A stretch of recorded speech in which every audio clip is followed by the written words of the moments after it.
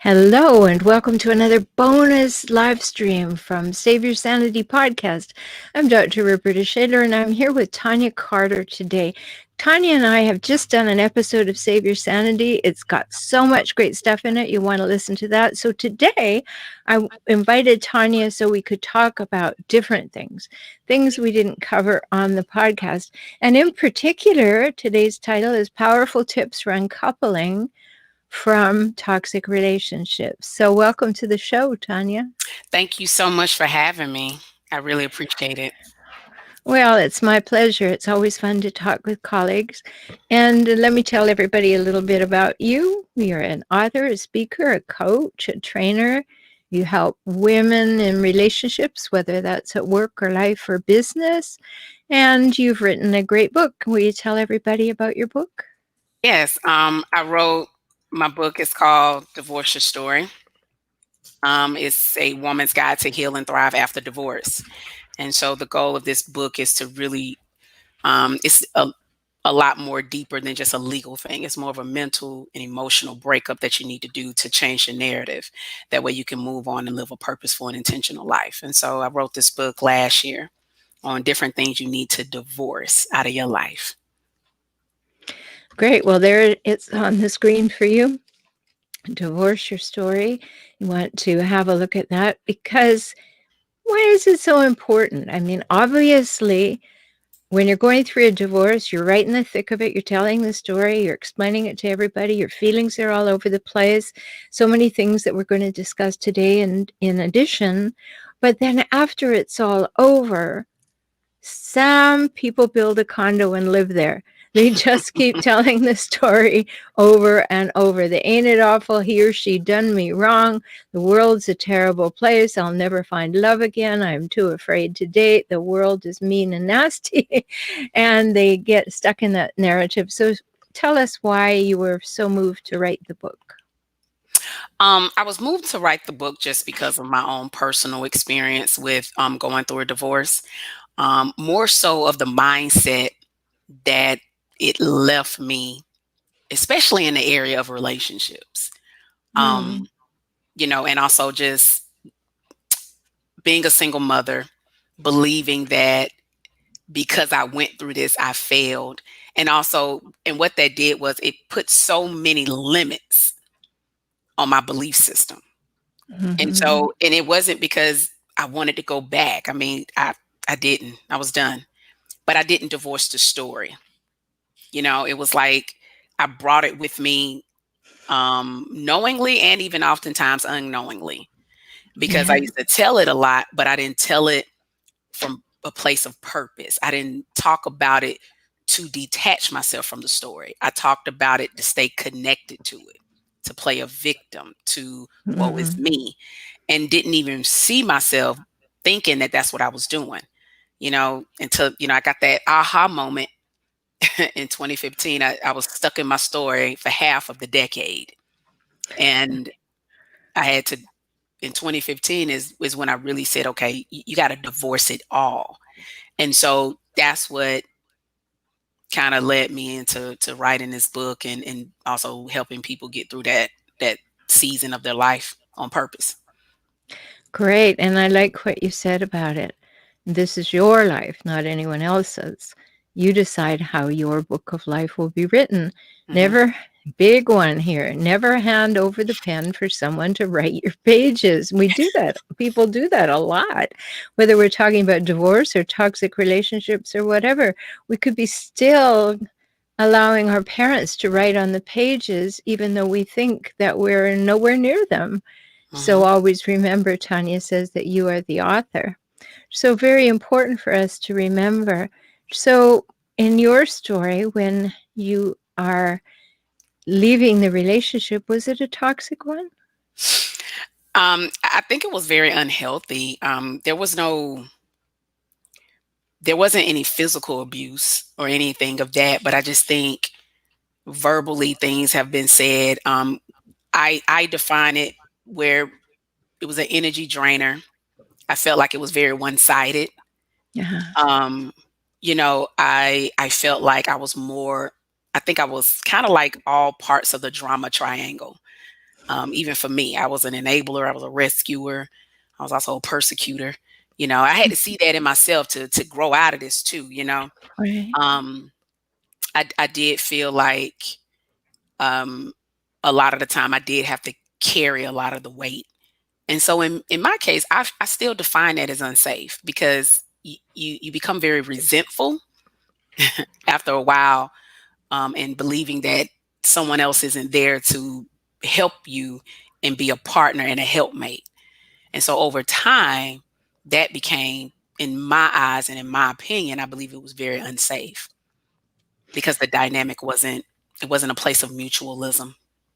Well, it's certainly emotionally unsafe. And what Tanya's talking about, and for those of you who follow the podcast, episode 115, so many of you said, have you ever done a podcast on the three must haves of a healthy adult relationship? And you spurred me to do episode 115. So that's what Tanya's talking about. That episode is on those three must haves, which are equality, reciprocity, and mutuality. And just as Tanya is saying, if you don't have those three things, it gets really tough. Then it gets really one sided. Then it gets a little bit angry and resentful. Right. And things are just deteriorating. And if you don't have those three things, equality, reciprocity, and mutuality, you have no foundation for the relationship. So I heard you use the word mutual, and that's super important. We have to be on each other's team. We have to want for the other what they want for themselves and be willing to help out or to be supportive or to go the extra mile. And if someone doesn't want to do that, particularly in toxic relationship, and when it's all about me.com for the toxic Right. person, and they're saying, you want me to do what? And why should I do that for you? Right. Right? Then we get into a very lopsided situation and it never really works. Absolutely. So what was the defining moment? What was the moment when you said, no, this is not going to be a good model for my child? When we separated in October of 2008, I knew I had already emotionally checked out. I was just Mhm. physically there. It's a difference. I wasn't there anymore.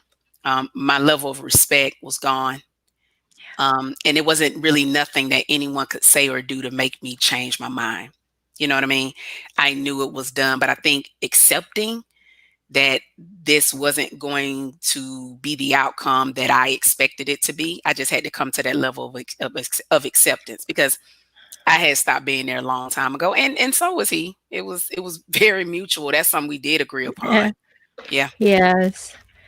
Well, I'm glad you said it that way, Tanya, because we stick things out, we stick our head in the sand, we sweep things under the carpet. We've got lots of phrases for that kind of stuff, Right. and when we do it, we're just kind of treading water in our relationship. We're just, okay, the day to day, the surface things are getting taken care of, but I'm not looking forward to going home. Things are getting taken care of, but I'm not looking forward to that other person, the other adult coming home. Things start to just kind of drift. And when you get into that lull of neutrality, so many people say that hate is not the opposite of love, that indifference is the opposite of love. And I think when you're talking about that, it's kind of the place of indifference. Like, it's not working. It's not that I don't appreciate you as a human being, but I don't appreciate you as my partner human being in the way that I hoped we would grow to appreciate each other. Absolutely. Yeah. Absolutely. Yeah. We're talking about doing life with somebody, and that's a long time. And so, you have to think like, do I really want to deal with this long term? Like, what are the ramifications for staying in this? What does it do to me physically? There's so many different variables on what happens when you stay in something where you really feel drained. It depletes you. You can't you can't accomplish your goals. You're operating from a place of confusion. You start to question your worth. I mean, so much takes place when you stay in something that doesn't really serve you. And the quality of our relationships are very important. And I don't think we get that part, and I don't think we get that the people who we choose really impacts our direction in life. Oh, so true. And that's a whole other piece of I mean, just okay, I'm not happy. I'm maybe not miserable, but I'm not happy. It's all, even if it's a totally neutral experience, like interchangeable roommates, but I happen to have had a child with them. That's one thing. But then when you get to that part that you were just speaking of, I mean, that's a whole other piece. So you wake up one day, hopefully, and you say, "I think I'll have a look. I think this is finally the day when I'm going to stop treading water. I'm going to swim to the shore. I'm going to get out, sit there, and say, what's really going on? Right. What's really happening here?" And kind of take an inventory. But before you do that, maybe there's a few things we could practice. And we were talking about this a bit. I talk about this a lot in my book too. My book, Kaizen for Couples, and that's again something that so many clients said to me, well, have you written all these communication and conflict things down and all these words of wisdom you give us about relationship? I said, well, no, I haven't. So I did that in 2014. So that's what that's all about. But we were talking about a few things that we really wanted to bring to attention today, and one of those is, as you're preparing to think this through, one big thing to think about are your boundaries. Do you have any? Where are they constructed from? Why would you construct them? And how do you express them? Right? Hmm. Absolutely. Boundaries are needed. Boundaries are essential. They're mandatory. It's it's something you don't cross over, or allow other people to cross over. So the boundaries you set are also the boundaries you need to keep for yourself. So it's a two-way street. It's not just other people. Most importantly, it starts with you. What boundary will you not cross when it comes to you? Right? Because when you do that, or when you go over your boundaries, you break your own heart and you put yourself in a position to compromise even your own value system. Yes. Mhm. And if you're not your own best friend, how are you going to tell someone else they're supposed to be? Absolutely. I I used to totally do a agree. lot of really big dating seminars on Saturday nights. There would be 300 people. It was once a month. And of course, it was back in the rah-rah days. And so there would be all this rah-rah, and I'd come in and say, how many of you took yourself on a date this week? And everybody'd look around. And I'd say, well, if you're not going to date you, why should anyone else? And, No, I mean, you know, seriously, you gotta treat yourself like you want other people to treat you. Like, because that's how you teach people to treat you, based on how you treat exactly. yourself. So you are the example and the foundation of how you allow people to really respect you. So boundaries Yeah. are something that many people either have and compromise or never set. Hmm. Mhm. And then some people set them, but they're really porous. They're really wiggly. They don't have any intention of holding them. It's, oh, well, they didn't really mean to cross the boundary. Yes, they did. They're just not respecting your boundary. I give people one opportunity to miss the boundary, and then I remind them just in case they forgot. And if they forget again, like, mm-mm, no, that's not going to work for me. Absolutely. Yeah. But when you get into a long-term relationship and you start treading water, you start kind of picking your battles, and I don't think I'll say anything about this because it'll go there. I ought to say something about this. And then the boundaries get all watery. Even if there were one or two of them, they've been pushed aside and broken, and they're useless. Mhm. So one of the steps when you're uncoupling, you're thinking about uncoupling, whether it's a toxic relationship or not, is to say, what are my boundaries? What is it that is a no-go for me? What is, like, just don't do it, you know? If you want to talk about such and such, I mean, I'm using a very blatant example because it's kind of common now on social media. Yeah. If you want to talk about this, unfriend me. That's a boundary. Like, don't bring it up on my thread. Right. I don't want you to talk about this on my page. Mhm. And, that same thing happens at home, doesn't have to wait for a post on social media. Right. Absolutely. Yeah. So, any tips for how to set a good boundary and how to express it? I think the first thing you need to do is just kind of really figure out what your limits are first. You know, you need to know what your limits are on what you can tolerate, what you can't accept, what makes you feel uncomfortable and stressed out. So like, when these emotions come and we have these feelings, like that's another way of, you communicating with yourself when something doesn't feel right. It brings you like this high level of anxiety or stress. It makes you feel very uneasy every time something of this dynamic bothers you. Then chances are that may be a boundary, right, that you need to allow yourself to say, okay, this isn't this isn't working well for me. And be honest with it, like, because that's when you do got to tune into your feelings. I know we live in a society where people like to overlook this, but I'm like, listen, that your feelings can be so like crucial to letting you know what brings you some level of discomfort.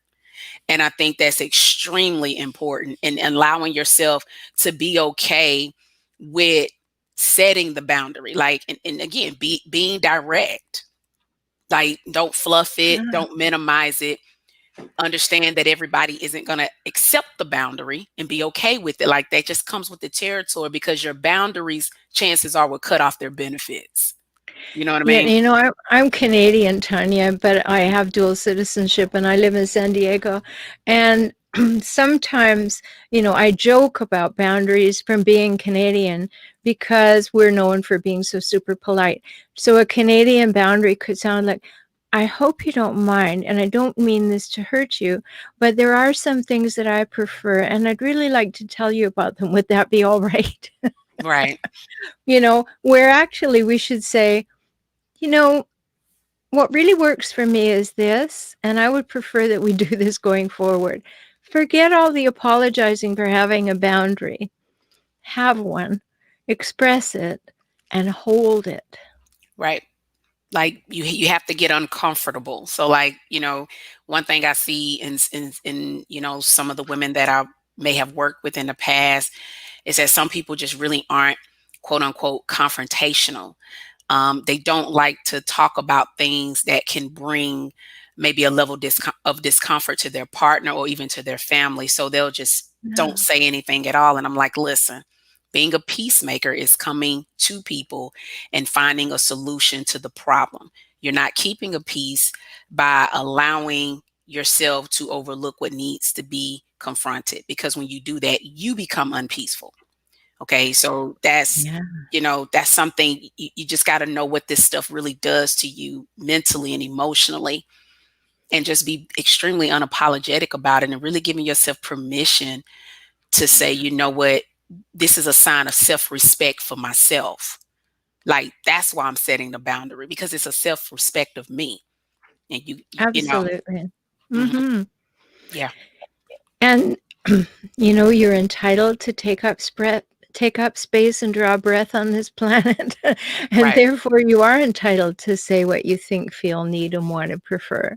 right, As long as you're not trampling over someone else and saying you shouldn't be all these things, speak about yourself. These are right. my preferences. This is what I need to do. I'm just going to have a look here. We have several comments here. Karina says hi. Hi, And Karina. Malia says, I'm watching, Tanya. Oh. Hey, Malia, how are you? And Joan, hi, Joan. She says, I express my boundaries and he no longer talks to me. Well, we've had lots of conversations about that, Joan. So, yay! Yeah. And that's a really good thing. Yeah, And be proud of yourself for just sticking to keeping the promise that you made to yourself. right. And here's Malia again. She's giving you props again, Tanya. She Mhm. says, boundaries are a definite. They are. They really are. Oh, and Cindy says, great podcast, fellow Canadian here. Thank you, Sydney. Well, Glad to see you here, eh? So that's all good. So let's go back to we talked about boundaries, but another thing, practice setting boundaries before you leave. Try it out, see if it changes your relationship, if the other person is at all interested. Toxic people are not interested, but you need to practice because if you decide to leave the relationship, then you're going to want to have had that practice. You don't want to start once you get out. But the second thing that we wanted to talk about today is preparation and planning. Hmm. Because you don't just, unless there's physical or sexual abuse, by all means leave or have the locks changed and have a restraining order. But if you know you're leaving, take the time to make a good plan. Now, you don't have to discuss your plan with your partner, particularly if it's a toxic relationship. You want to make your plan first. So, what do you say about this preparation, Tonya? I think that's needed because you have to think you may have been in this energy for an extended period of time. And so I know it looks good, like when you watch the movies and the TV shows, a person leaves and they just kind of ride in the sunset, and that typically isn't the type of dynamic that happens. And so you do have to successfully prepare. You really have to keep in mind that you may be very emotionally raw. It sounds good and it may feel good to leave, but then there are going to be days ahead where you may feel like, oh my God, did I make the right decision? Oh my God, do I need to go back? Because you're going to go through a detox, and that detox isn't going to it's not going to be pretty. You're going to have your ups and downs. And when you're trying to do it on your own, a lot of the time that does not work. So, part of Mhm. preparation is getting the help, and really seriously, because if not, it's a high probability that you will go back to familiar territory. Yeah, Oh, yes, yes. And that's that's true if you don't have a toxic relationship you're leaving. right, But put it in terms of a toxic relationship. Now, hijackals, those relentlessly difficult toxic people that I talk about all the time, right. they like to win. Of course, So they don't feel like they're winning if you're leaving them. So of they course. are going to try everything. Now, some of them will return to that dreamy person that you met in the beginning who doesn't really exist, the love bomber. He'll swoop in and try and sweep you off your feet again for a hot minute Right, until you settle down and get back in your place.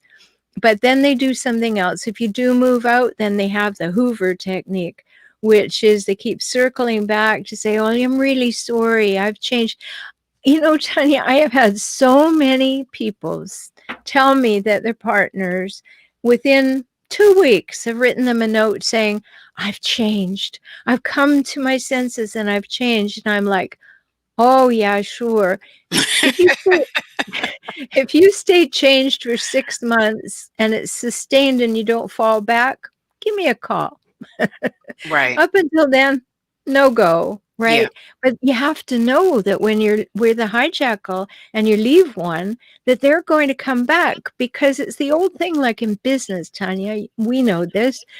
It's easier to sell again to a customer you already have than to get a new customer. right. So rather than go out and groom someone else to put up with their stuff, they're going to try and come back and love bomb you. So it's very important to be prepared, not only be prepared with your financial things, but your emotional things, Yeah, the things that are going to likely happen so you can be prepared. absolutely. Because when you're emotionally intoxicated, you can do a lot of damage. Like even with your money, you can either even go to someone else who's very similar to what you left.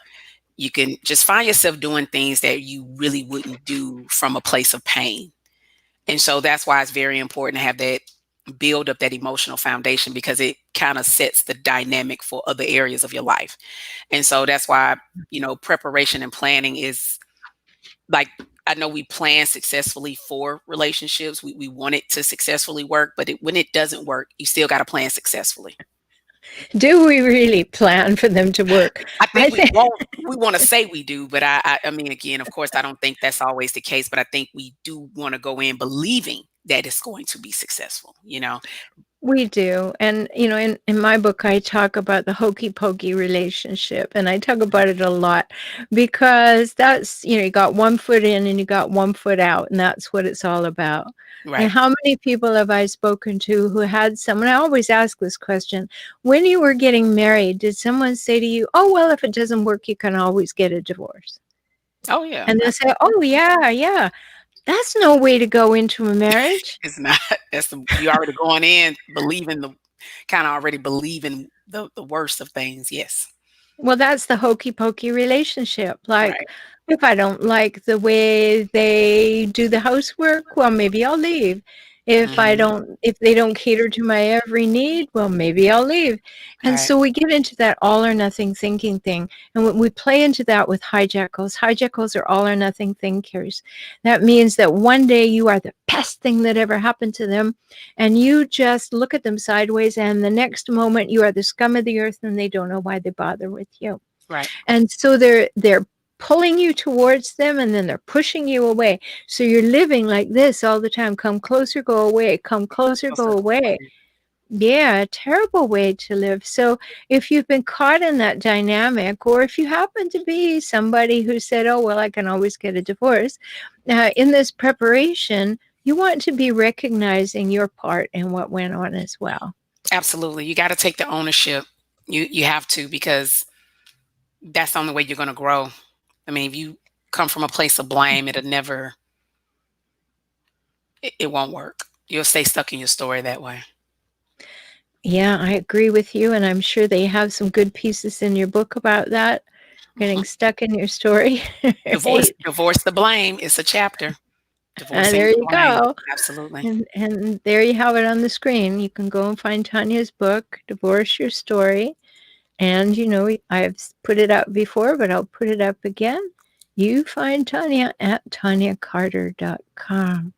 So we've covered boundaries, we've covered preparation and planning, and we're just going to add one more into the mix because there's so much going on. But if you have questions, we're happy to answer them. Put them in the comments, and know there's a 20-second delay from when you put them in till I see them. So put them in quickly if you want us to answer them before we end this broadcast.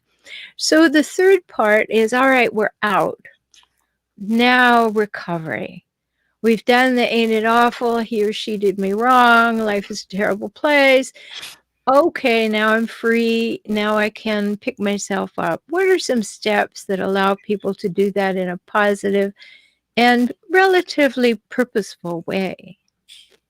I think one of the biggest things is learning really self-forgiveness.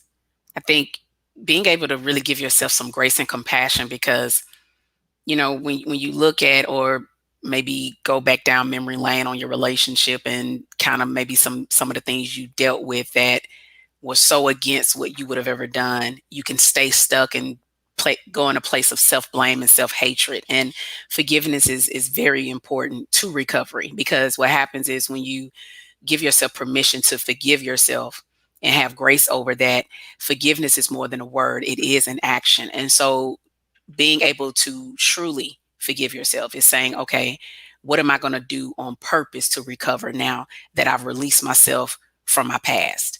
Okay. And that means, taking those now steps to embrace and recover, and really developing a full self-love of yourself over time. But Mhm. I think self-forgiveness is overlooked a lot. We're always talking about forgiving other people. I mean, but you're gonna have to really give yourself some grace over this, because you're human. There are things you just didn't do like right. Maybe you should have done better, but staying stuck on shoulda, coulda, woulda is not going to change you moving forward. You're just gonna stay stuck in a narrative that is not going to benefit you at all.